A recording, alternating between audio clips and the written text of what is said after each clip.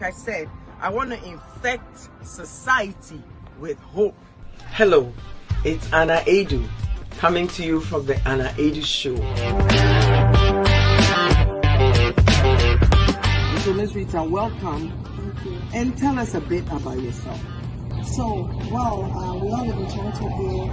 I'm a single mom of 3 children, 3 amazing children, one of whom has autism. See, when you have faith, when you have hope, magical things happen. Every day I think about what message I can record to make humanity feel better. When I post my videos, my prayer is that somebody will say, tomorrow will be better.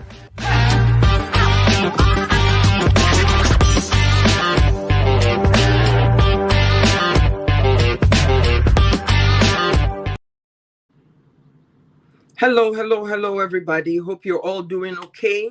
Welcome to the Aidoo Show, the show that aims to bring you hope, joy, and inspiration. First of all, let me wish us all a happy Black History Month, a time to pause and look at the contributions, the positive things, and all the great things that are happening in the Black community all over the world. I pray that you, during this Black History Month, you look at all the good things that are happening around you and you also pick up a cause to follow. Don't forget to follow me on Instagram, Aidoo, and Facebook. And also make sure you subscribe to my channel, The Aidoo Show on YouTube. Today, I'm excited to bring us a leader, a pastor from the Ghanaian community, Pastor DeGraft Techi. A man who is a tireless pastor and community leader and is always finding ways to uplift the community that he serves. I admire his courage. I admire the work that he does. I admire what he's bringing to society as a Black man in these trying times when we need to see role models who give us hope and inspiration. But before we do that, I'd like to read a poem from one of our own, Nana Yeboah. And the poem is Fields of Unknown. Beyond the living, a place of peace offers solitude to weary travelers. Life seeks solace in the world beyond, where few have ventured, where lights of celestial harmony are imbued with ancestral enlightenment. For the future dreams become reality, and agony hurtled into the abyss.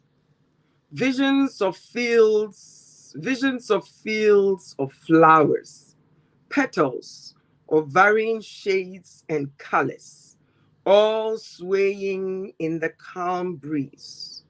Gigantic trees hold on to earth's bosom, bearing in their arms fruits sweetly scented and sumptuous, nostrils teased by aromas of divine blessing for reposed souls wandering the earth.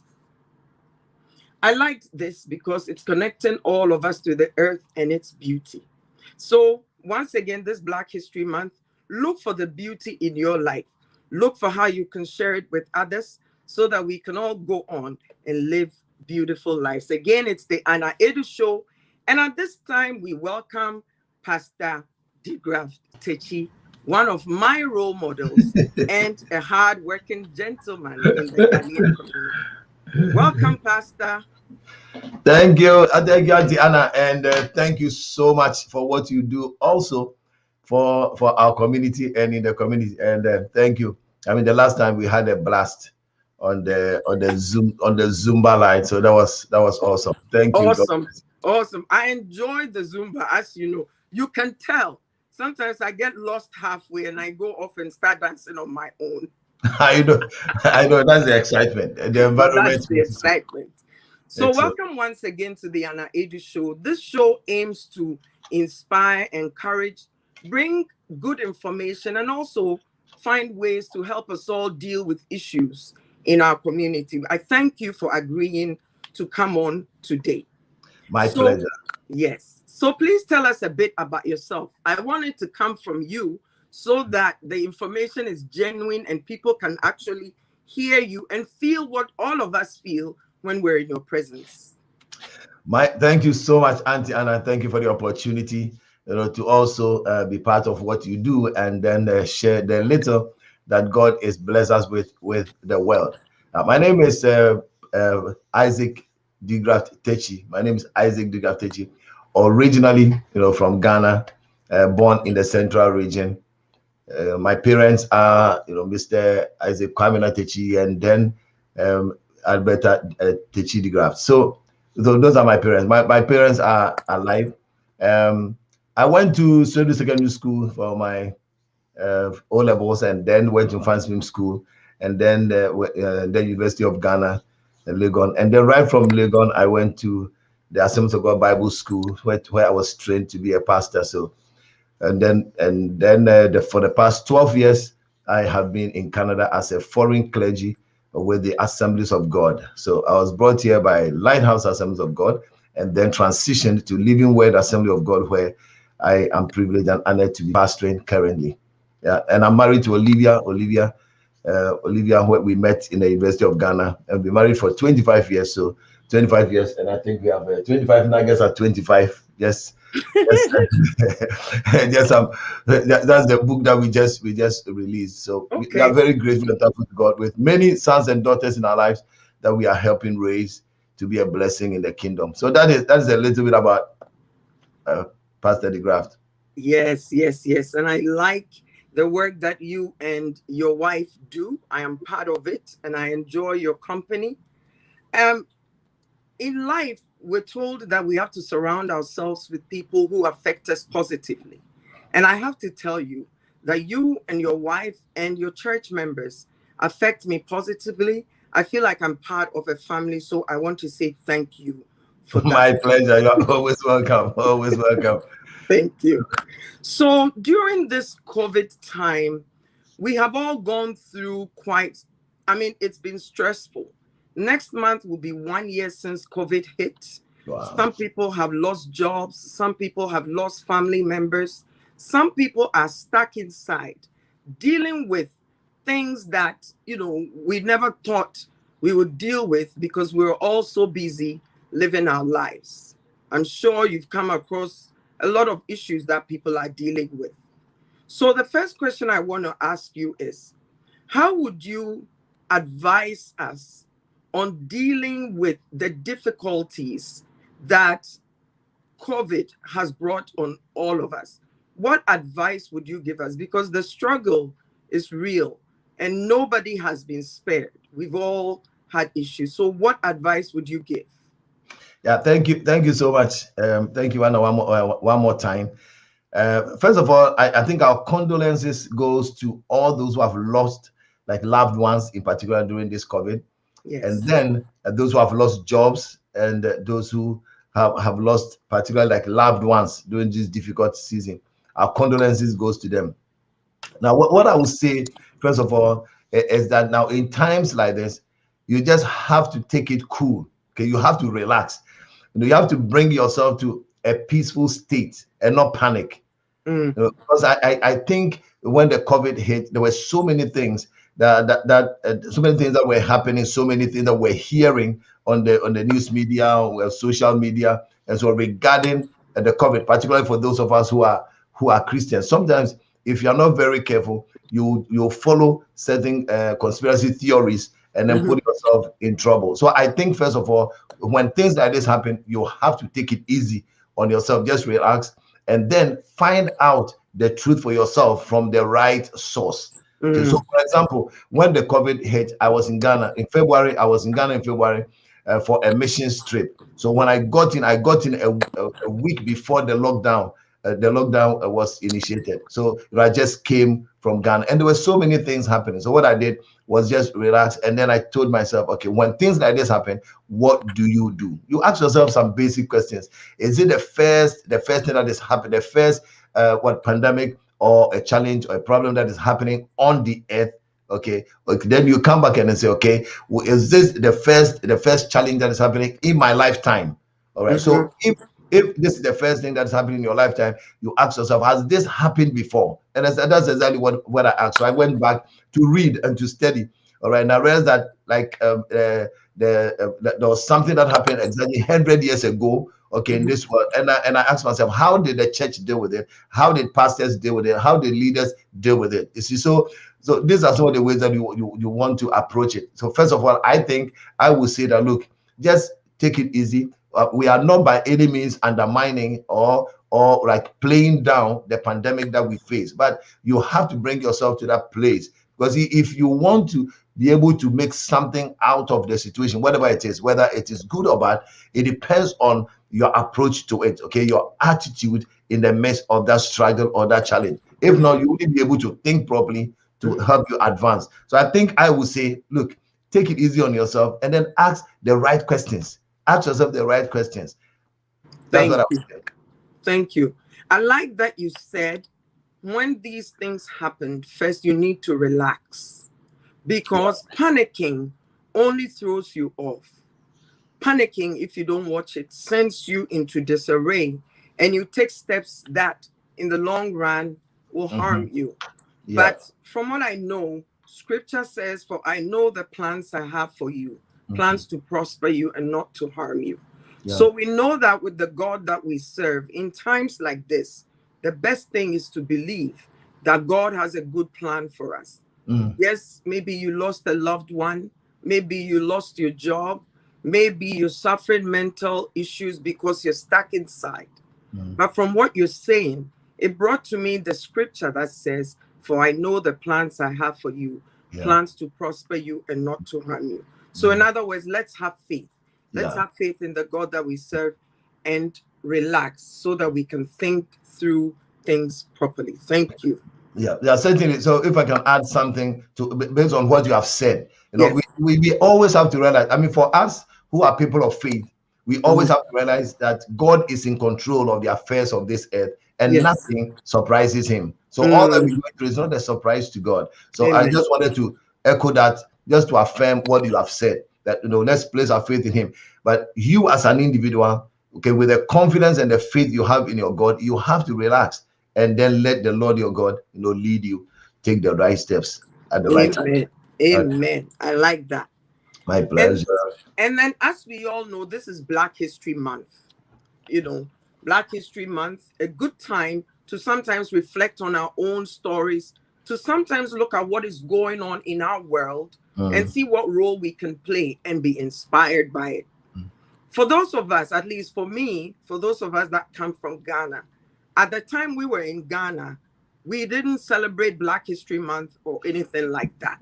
And also, our experience when we come to Canada as Black people is different from the experience of those who have come from the Americas and the Caribbean and things like that. So we have a different approach to things. mhm. But over the years, I've come to appreciate Black History Month, to acknowledge Black History Month, because what I've learned is that we're not telling our stories enough. But as a pastor and a leader, what are your thoughts about Black History Month? And what are some of the lessons you've learned or some of the thoughts you can bring to this Black History Month?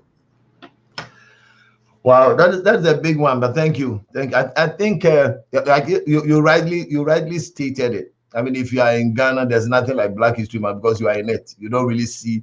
I mean, there's nothing like a Black History Month, a White History Month. I think maybe Right. if there's anything that we need to do back home in Africa, maybe we have to do like sort of a White History Month, for them, so that the whites there will also celebrate something like that when they find themselves in our context. Okay, that was just by the way. I just wanted your audience to laugh. I, But I think that before I you think that finish, I got a gift, because of what we are doing in society. And I can just see my plug here. I think Black History Month 2014. I was one of those who received the award on that Black History Month day for the contribution that we're doing. Now, first of all of us have been created in the image of God. It's yes, very unfortunate that some of these things happen, and even in Christianity, when you go back into church history, sometimes you can find some stories about the faith that may not really sit well with everybody. Okay, because man is trying to evolve, and sometimes we tend to think that one race is better than the other. But I mean, as we all know, there's no race that is better than the other. But we will have to take the destiny into our own hands, and then make sure that we build our future and build our destiny.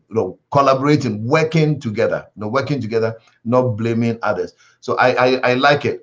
I was just watching, or I went on YouTube, just Googled Black History Month, and then trying to find out some of the things that is out there. And I was amazed, to find out that some of the great inventors who were, blacks, great men and women of God who have really played a role in making this world the kind of world that it is, without maybe us, most of the people, knowing the history. So I agree with you. If we will have to go back, okay, there's no need for us to play, to undermine and look down ourselves as blacks, and then neither is there any way for us to think that there's a race that is superior. But we will have to focus on making sure that how do we position ourselves, okay, very well, so that the world will know that we are not as people think or as people say. And then write our own stories. Beautiful. Writing our own stories and telling our own stories. Right. So that's the little that I will say about it. I don't know whether that helps. Yesterday I was also on a Zoom call on Black History Month that Afro TV, organized with the mayor and then some key speakers on there, just listening to what they were saying and the line of argument. I think what I picked out from there is that we there's a lot of work to be done. Okay, not just here, but on the continent of Africa, and leaders and then blacks in diaspora, what we can do to make ourselves, okay, to make ourselves, not to bring ourselves to the place where we wouldn't seem to be like, wherever we are a liability to the community or society, but an asset all through. Yeah. Beautiful. So for me, I like that you said we on the continent. I would like it very much if we would celebrate Black History Month on the continent. The reason I say that is, again, I'm coming back to those of us that now live here. One of the lessons I've learned, or one of the enlightenment I've gotten, is that those of us that were left on the continent don't really know our story, and we don't really know our history. And so when we come here, I remember when I came here initially, and people will talk about, because I'm Black, I didn't get this job. Because I'm this, I didn't do that. And I used to find it very strange. But it took a while for me to understand. And bear with me here. See if what I'm saying is right. Many of us that grew up on the continent don't actually know how slavery has affected us. And it has affected us in many ways. The reason I say it is that I come across many of us who are very powerful, who are very well educated, but we can't seem to have the confidence to step up to the plate and take up leadership roles. I meet many of our people, and the minute you start talking about, or they will come to me and say, "Oh, Auntie Anna, I have this idea, but you're the one that can move it forward because you do so much." I chalk that to slavery, in the sense that because we never were really, it seems as though we never were given the tools to step beyond our basic selves and think outside the box. Right? So as we're walking around here and we've become enlightened and everything, and we're getting these ideas, to have the confidence to step forward is difficult for us. Would you agree with that? I think yes. I think yes and no to a large extent. Maybe the way we were educated, the system of education that we had, maybe did not position us to be creative. Like we're just absorbing the fact and just releasing it. So not helping. But I think since the time I say left school and then now, I think a lot of changes have come on, because we see on the continent that now we are getting some entrepreneurs coming up, some people who are doing things for themselves. A lot of people on the continent of Africa, a lot of leaders, even though we have a lot of things to do, a lot of things to work on. There's room for improvement, a lot of room for improvement. Lovely. On the continent, we cannot give up hope. There's No. still hope, because I think at least when you go there, you see some changes, you see some form of reforms, happening, and then you see some young people also taking the destiny to their hands, and putting aside the idea of, okay, if you don't travel, you can't make it, and then Yes. as if all that you need to do is just to travel abroad and find it. At least if we don't really get that concept, COVID is trying to let us know that it is, it is not all green out there. So make sure you transform your own community, Your and then be a blessing to the world. Okay, your Adela, why own. are you laughing? Make sure you travel you pay attention to your own backyard. Yeah, Because yeah, honestly, sometimes when you think about it, you're like, oh my goodness, if I had stayed, not to say that we're going back. No, yeah. we're grateful for what God has given us and where He's brought us. I know I'm very, very grateful for bringing me here and all of that. But sometimes you look back and you're like, what the? Was it good that I came, or I would have been better there? Than But the coming. question is, God knew what He was doing. Exactly, God exactly, knew. So exactly. would you say that in God's mind's eye, for those of us that have now the opportunity and the ability, because now we can look at the world from two places, would you Yeah. say that we have a duty to not only Mother Africa, but also to Canada, to step up to the plate and be part of society? Would you say that's a necessity? No, I think it is. It's absolutely a necessity. So we can well, now first of all we have to thank God, okay, for where He permitted us to be born. So we thank Him. I mean, we have no regret for being Ghanaians. I always tell people. I mean, when I was in Ghana, I was always thankful, because the Bible says God has determined the habitation of your people. So it's God who permitted us, and it's the Lord who has opened the way for us to be here. So we always have to ask ourselves, what can we do to Mhm. make this world a better place? So what can we do to help make our homeland better? But wherever we are, we have to continue to ask ourselves, what can we do to make this place a better place? So whatever you can do, like if you can raise our kids, our children, and then help them know that, look, they also have a part in this system. They can Mm. help make it better. All right, Mhm. whether politically or in terms of education or in terms of the society, whatever they can do to help, they have to, they have to work at it and then do it. So we have a moral responsibility, okay, or Thank not you. just moral, but a God-given responsibility to Yes. contribute our quota. No, and we have to leave this place a better place than we came to meet it. Yes, yes. I like See? that. I like you saying we have to leave this place a better place than what we came to meet. Because I always say that even the slaves that were packed into ships, Yeah. that were taken away from their culture, their home, their Mhm. motherland, even Mhm. they did something.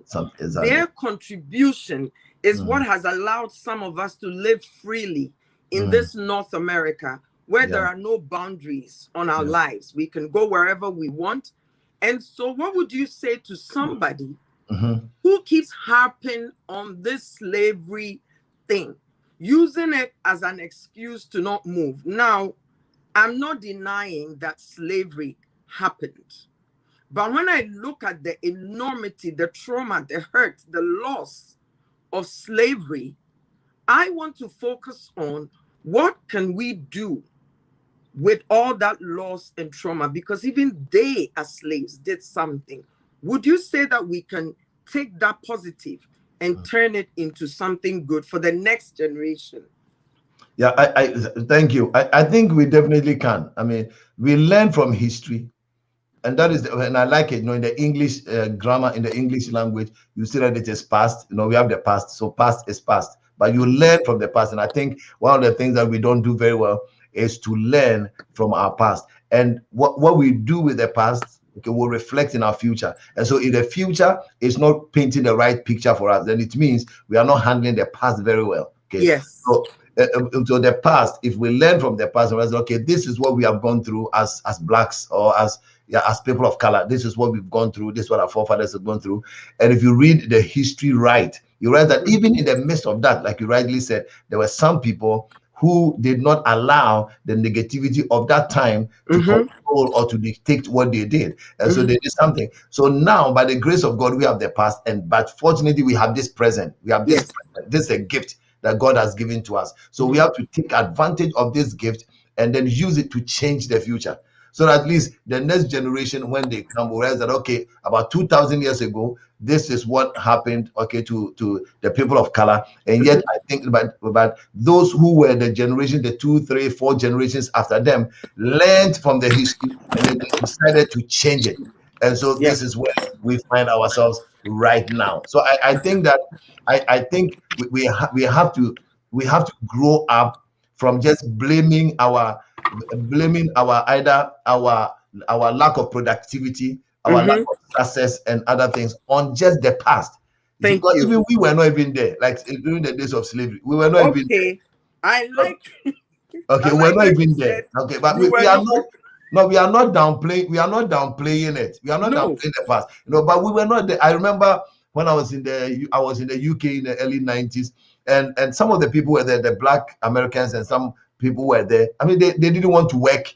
They didn't want to, and they felt that they had the right to even ride the train for free or the bus for free. They don't have Yes. to pay. And then you ask them, and they'll tell you, our forefathers, our forefathers live it, our forefathers did all that. You see, and I said, yeah, that's good. Your forefathers did that, but it doesn't mean that you should just be there and just be wasting your life and not doing anything. And you come to think about it, you realize that right now things are a little bit even before. Okay, when the slavery was ended and so on, the society that we find ourselves in tried to do something. So they offered scholarships, they set up black institutions, set up all this. So if you made yourself available, you could take advantage of those times and then educate yourself or bring yourself to a place of prominence of doing something. So I think right now, even Ghana, we've been independent for over 60 something years, right? Or 70 something. And I Yeah. think, yeah, about 70 something. So so taking your destiny into your hands for over 70 years, you can't blame your past Somebody. any longer, Yeah. okay? Because you are the past. So we are Thank the you. past to blame. We have to Thank blame, you. ourselves. So I think we have to let the past lie, okay? Learn from the lessons of the past, but take advantage of this current and present times that we live in, and then produce something, raise some. I was telling somebody, I said, look, as if with all this COVID happened, if we had some 2 or 3 billionaires, like black billionaires, okay, who could also take control and push some money in some areas, Africans can come out with their own vaccines. So Exactly. can't Africans, or can't African scientists, African doctors, African whatever, can't we produce our own vaccines on our continent? And Do that brings we always have to wait until other people, like say the US or Canada? We thank God for what they do, like what Canada is doing, what US is doing, what China is doing. But how long can Africa continue to wait until others take care of themselves and then they bring us the surplus? I mean, thank you. That brings me back. That brings me back to the question of, is it possible? I don't understand why we have scientists, we have all types of people, but don't scientists all over the world study the same thing? Don't scientists all over the world, when a pandemic hits, COVID is the same in Ghana, in the US, in South Africa, in UK, and all of that, right? But why is it that Africa, I'm not seeing anybody say this is being produced by an African company? I wonder why that is. Then sometimes when you listen to the news, for example, and they talk about business, they will mention China, they'll mention Asia, America, UK. You hardly ever hear Africa. I've been paying attention, and I'm wondering how that affects us, affects the continent and its productivity. Is it that no one has come up with a vaccine?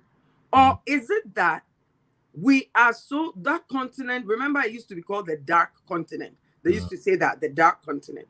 Or is it that attention is not being paid to our contribution? I get confused sometimes because it's not possible. It's not possible Yeah. that we as Africans don't do things. I Yeah. refuse to think that we as Africans don't contribute. So I don't know if this has crossed your mind, but my thinking is, why is it that nothing is coming out from our continent? When Yeah, okay, thank you. I don't think nothing is not coming out, from our continent. A lot of things are happening on the continent of Africa, but maybe the West is not painting the right picture. You right, see, so we will have to make sure that we paint the right picture, and we thank God for like stations like Al Jazeera. That I think that was the reason, one of the fundamental reasons why you know what the TV stations like Al Jazeera was created. It is time for Africans to tell their own stories. I know that research institutions like Noguchi in Ghana, the scientists are there. They are also doing their research and so on and so forth. But we will have to set up our system. The world is a global village. Okay, the world is a global village. But sometimes if you are not very careful, you may be made to think that others are better than others. better So than, if yes, if a vaccine is produced in Africa, then it's not is that safe. possible for that kind of, yeah, is that safe? Is that safe Mhm. for, say, America?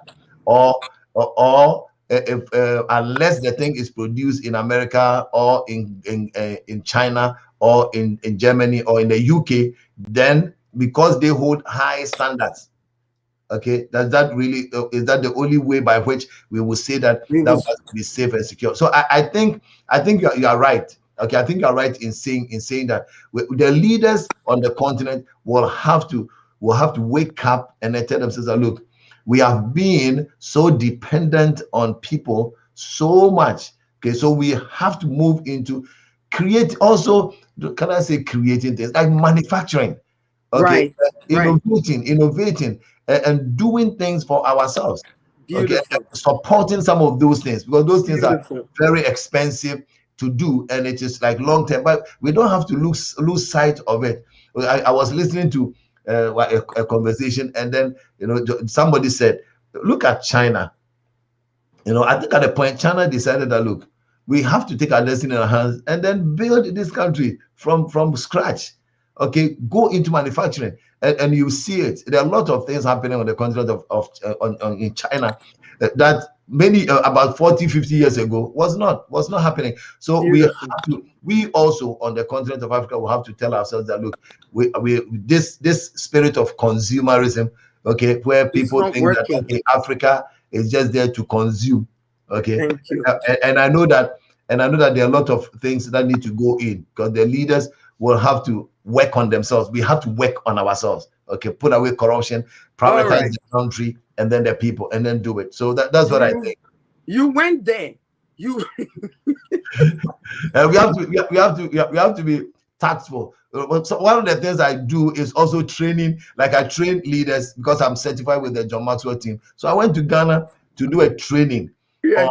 on character and on how to be a better leader, like leaders that create and change destiny. I was surprised that one of the participants, asked me and said, "No, what I'm talking about can only work in Canada, but not in Ghana, because because in Ghana, the way people are so corrupt, Do it you is see very what I'm talking about? yeah." And I This said, is this yeah, is what I'm talking about, because even when you are trying to disseminate the right information, people like to tell you that you're too much, yeah, and that that is you're very bad. That talking. is very sad. That is very sad. It's not only sad, it's dangerous, because Yeah, then what happens is it's like you're a rat.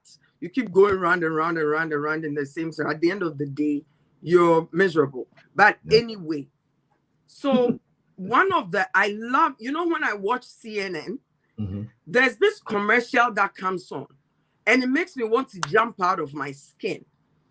That commercial is for the company Dangote. Oh yeah. And it's a massive company in Africa, Mhm. advertising on CNN. Yeah. The cost, I can't imagine.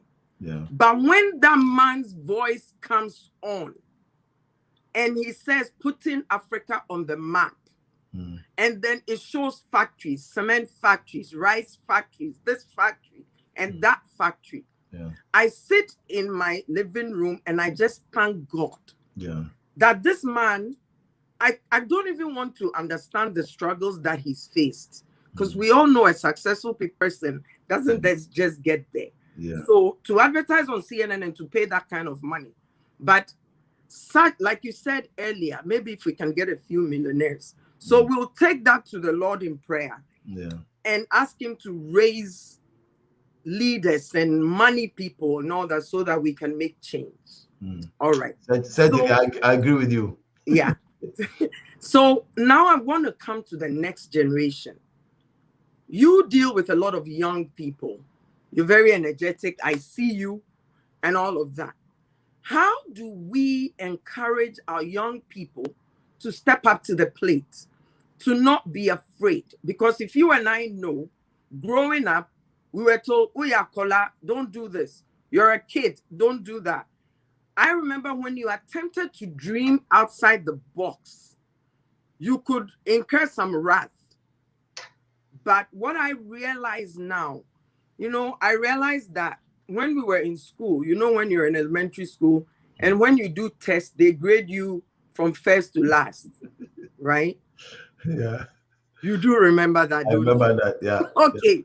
Very well. I was looking back and I'm like, oh my God, that system killed all of us, because we're not all good in math, we're not all good in English, we're not all scientists, but we were all graded on the same thing. And then we would say this person was first, that person was last, and your name will be there. Out of 30 people, worry, you're last. And they'll be laughing at you. And they'll be laughing. So it kills. And what I've come to realize is that kills the human spirit. Would you agree with me? I think we lost Pastor for a little bit. So whilst he's getting himself back on, I would like to read another poem from Nana Yeboah as I wait for Pastor to log back on. So this poem is called Fear.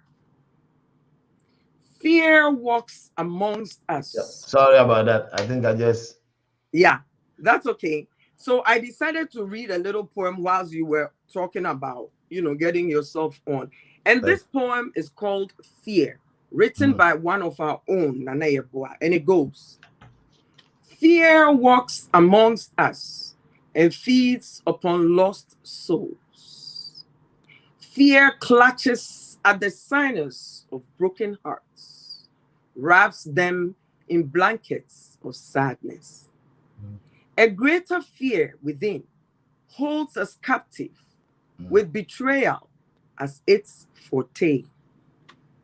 How long do they who live with such fear within last? What deeds do they who live with fear write in our history books? Such is this loneliness that bequeaths many with emptiness. Boys become aware of their manliness. Mothers beseechingly look for the face of time. Years secretly slip through the cracks, where I glance the grays of an old generation, overtaking places I never expected. How is it then I grew so fast, left the simple pleasures of the young, took on the burdens of an old generation?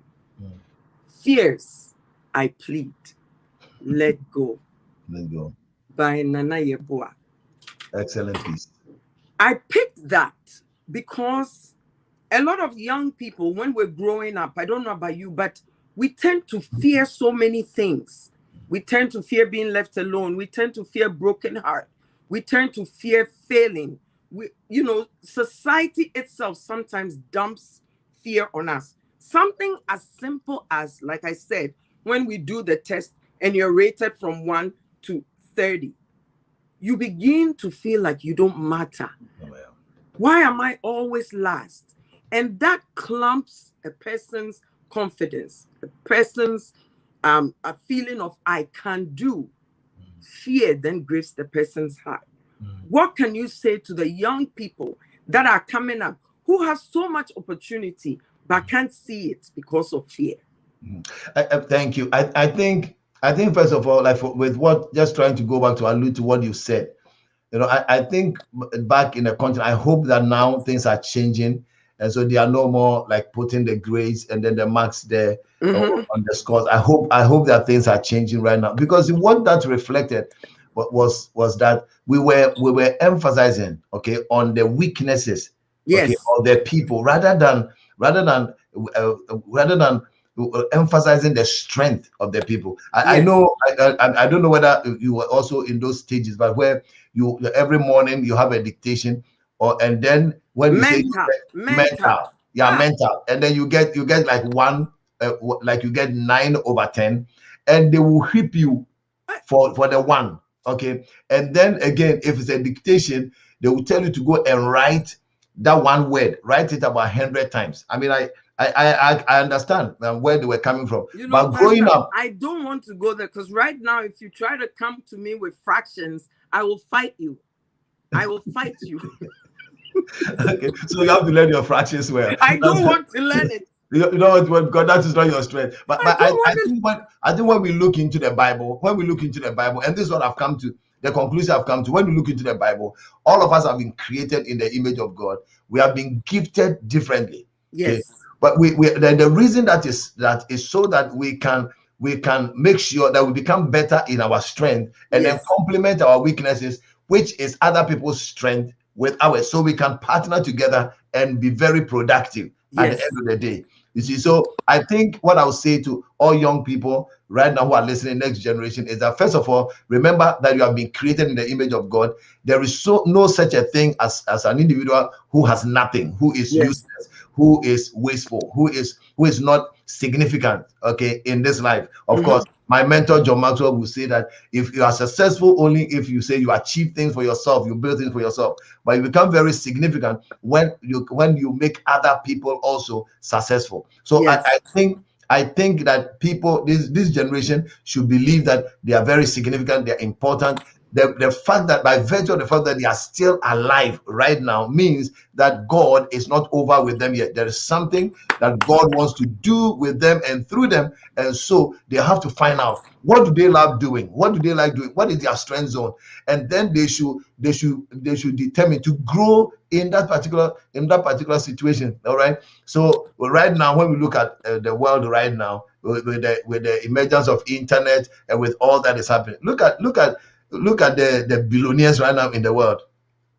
Okay, they are all young people. Yes. Okay, because why is that so? Because they are looking at things that they can do to change the world To and make the change world their a better place. story. Okay, yeah. So the next generation, particularly in our community, in our churches, they can do something. So we have to really empower them. And I think one of the things I've been asking myself also is, how in Africa we are able to do like certain things effectively and efficiently, and by the way, depend upon others to help us do it. But the question I'm asking myself is, right now I'm in Canada.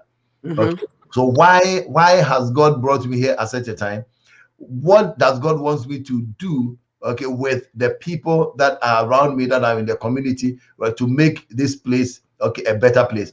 And what can I do to encourage the people around me, the young people, the students Yes. around us, okay, to know that they can be the politicians, they can be in government, they can be the scientists, they can be the doctors, they can be the lawyers, they can be, the teachers that we need in our community to help us. So we have to continue to encourage them. And I said the peers, the young people themselves will have to encourage themselves to know that, look, we can't just remain the way we are forever. And then parents, okay, parents should also have confidence and trust in their children and know that, look, they are well able to do, okay, they are able to do what they can do it. We just Yes. have to help them find out their strength. It's not like saying, okay, Chinchin, I want you to be a nurse.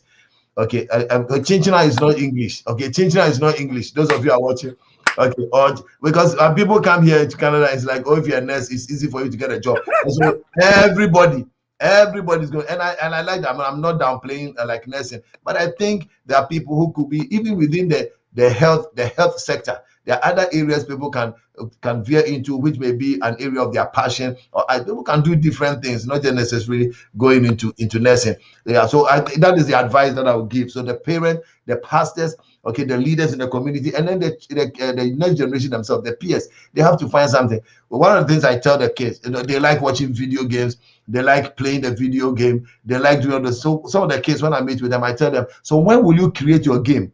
So others you can buy your game and play. So at least you are playing the game, but you're also making some money.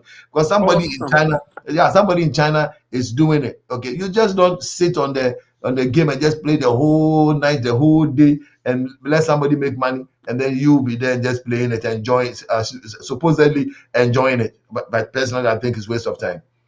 I like that you brought up the topic of parents and the leaders in the community. You see, would you say that we as parents, we as leaders have to step up to the plate? Because you see, there's something very interesting. When you see somebody who looks like you, when you see the reflection of yourself in somebody who has been successful in life, right?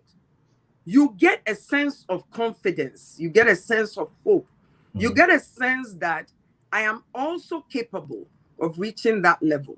So when you brought up the topic of the parents, when we want our kids to become something, we ourselves have to do something. It may not be something huge, but the most important thing is that we're reflecting something positive to our young. Yeah. And also, would you agree that the words we speak into the lives of our children shapes them? Would you agree? Because I know that my dad of blessed memory spoke so many words into my life, and my mother also spoke so many words into my life, that no matter what I'm going through, I have their words to go on. Would you say the words we speak into our children's lives is very important? I would say that both, is holistic. So the example that you create for the children is very significant. And then again, what you also say is very, very important. Okay, so you don't speak words that would demean them or belittle them or let them, because the word, once you speak the words, it stays with them forever. If you're not very careful, it will take years to overcome if you're not able to grow themselves to the place where they can talk to themselves instead of just listening to themselves. Then if you're not very careful, you jeopardize their lives, okay, without knowing. Yeah, so I think both is there. And then we have to realize, for those of us who have come, those of us in diaspora, you have to look at the history very well and realize that in the early 60s, 70s, 60s and 70s and 80s, those who came into abroad, okay, with scholarship to study and so on, if you look at them and look at their children right now, most of them, you will see that their children are also wherever they are, the parents are. But for those who came in, like so to speak, to struggle, or to hustle, let me use the word, to hustle and so on. They came with a good heart and a good mind to settle into hustle, to find greener pastures for themselves and build their families. So they had to go through a lot of things. All right. But when you look at the 90s, right from the 90s, the immigrants who are coming from the continent of Africa predominantly majority of them are students. Okay, so they are coming either to study, and those who are coming to study, rather than their parents back home, are either the middle income bracket or sort of like wealthy a little bit. So those who are coming right now, if we are able to get them and then help them to understand that, look, Your parents have not given you this opportunity just for you to mess it up, but they've given you the opportunity because they believe in you and they believe that you can make something better. You can position yourself better to make this world a better place than they have done. Then Beautiful. I think we can accomplish some few things. So we can't blame the parents completely, even though some of them, some will have to, some of the blame will have to go to them. All right, but at the same time, we have to really balance it so that Right. doesn't seem like, okay, the parents didn't do anything at all. No, at least Mm-hmm. they didn't do anything at all. They, with the knowledge they had and the courage they had and the determination they had, they were able to manage their way to come into this country where Right. we have been born, like the children have been Beautiful. born. So what do Thank we you. do with the children who have been born here so that they don't continue with the cycle of poverty that they have Mm-hmm. sort of inherit? Okay, but we can break it and not become so Beautiful. dependent on the government, on the few monies that they give us every month. All right, but we can break it and then move on. So at the end of the day, what we're saying is that those of us who, by the grace of God, have had opportunity and have some enlightenment, have a duty, have a role to play to Yeah. reach into the community and to pull those who came here and didn't have the right resources, had to struggle and everything, as well as the children. And that now brings me to Okay. our last question, Okay. which is the food bank that you run. I was there and I was amazed at the enormity of it and the people that you serve.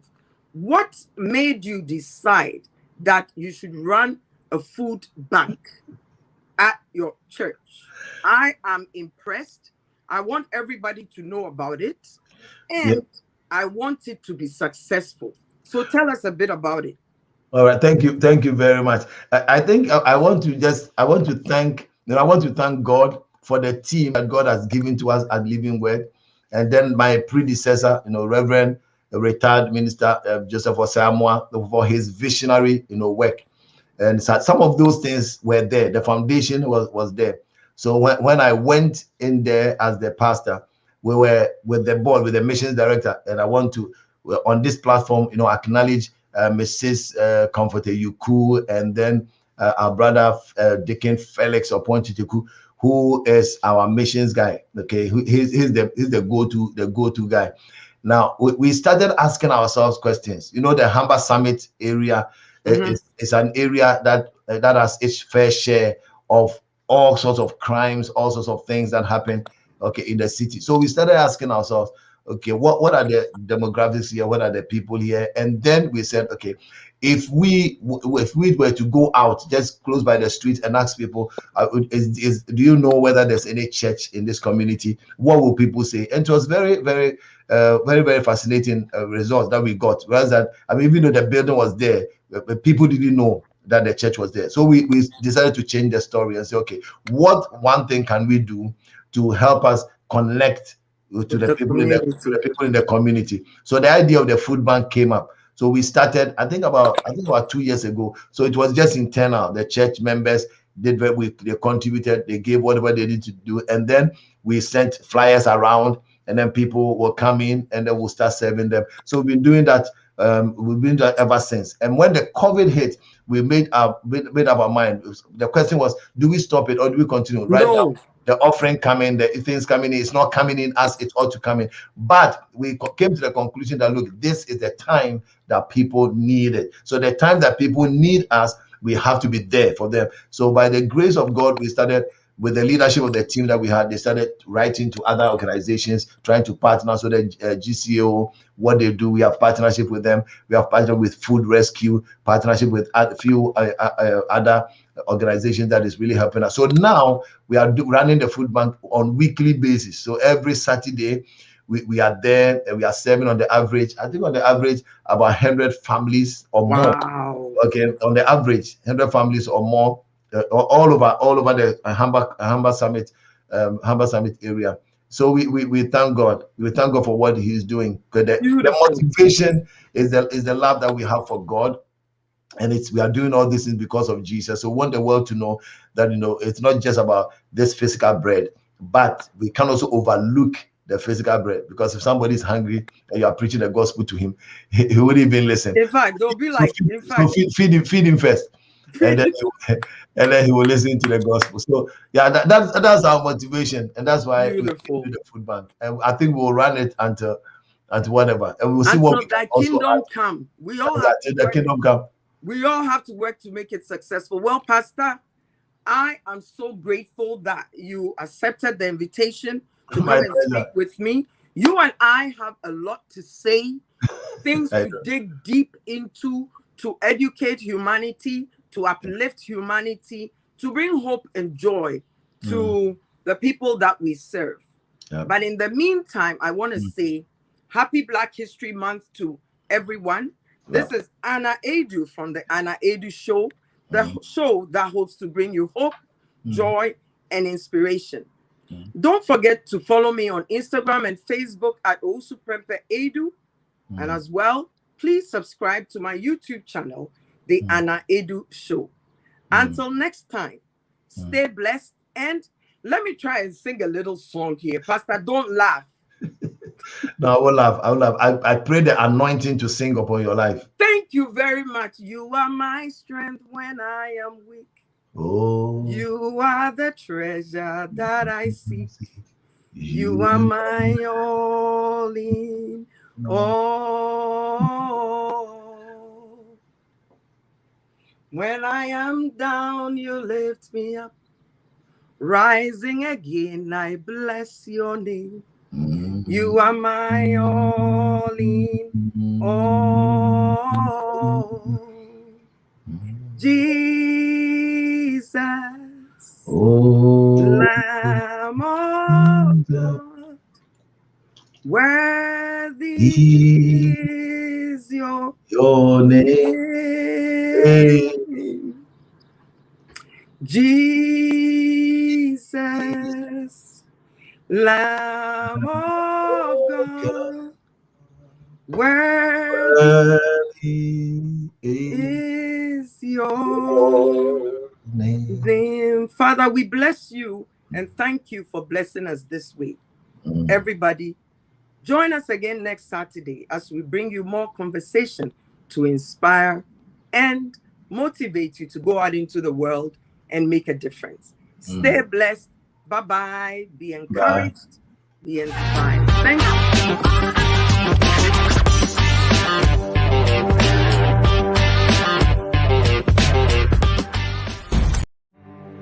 Dak TV.